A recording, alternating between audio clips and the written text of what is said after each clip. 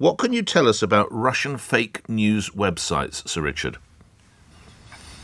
Well, what I can tell you is that we're in a state of grey warfare with Russia. We may not feel that we are. They certainly think they are. And the information space to the Russians, the exploitation of that space, is a fundamental tactic in their conflict with the West. So if these bots have been used to stir up social media, through social media, a violent response, I'm not the slightest bit surprised. People just don't seem to understand the extent of, as it were, the Russian attitude to conflict and the way that every aspect of their relationship with us will be seen as, a basis for attacking us.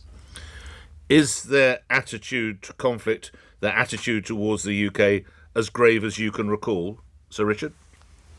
Yes, I think it is at the moment. Certainly towards the West, the Russians think they're in a sort of existential conflict with us, and they are treating, that's their view of the international situation. I think we're on our side are slightly more, we're complacent, and I don't think people necessarily understand the danger that we're in. Had you heard of what is believed to be the website that stoked up the tensions we're witnessing across much of England now? Had you heard of Channel 3 Now, the news service, Sir Richard, and if so, when?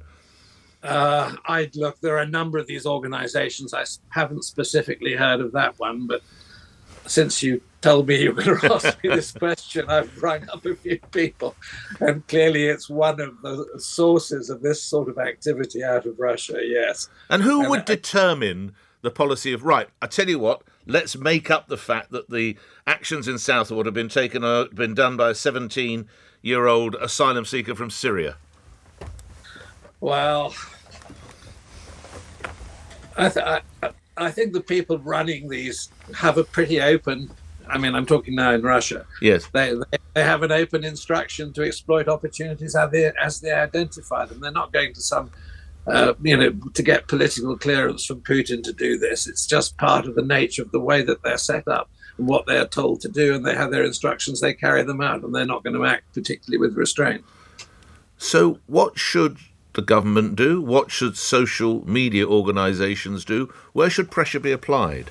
Well, we must be very careful in, as it were, the way that we control. Now in the West, we're beginning to understand the danger.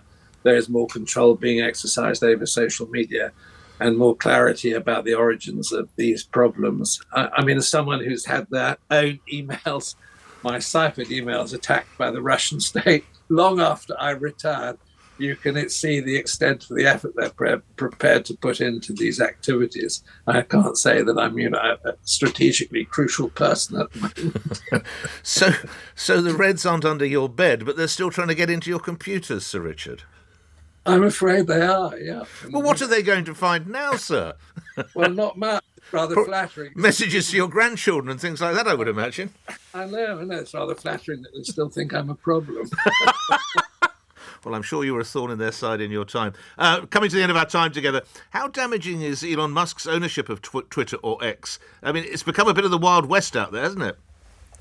Well, come on, let's see. We understand there's a split in America between those who believe, in control and those who believe in, as it were, relative, absolute freedom and anarchy. So this is a serious divide, and one sees it expressed politically in the United States all the time.